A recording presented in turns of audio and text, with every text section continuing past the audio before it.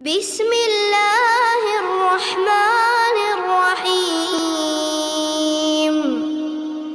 ألهاكم التكاثر حتى زرتم المقابر، كلا سوف تعلمون، ثم كلا سوف تعلمون،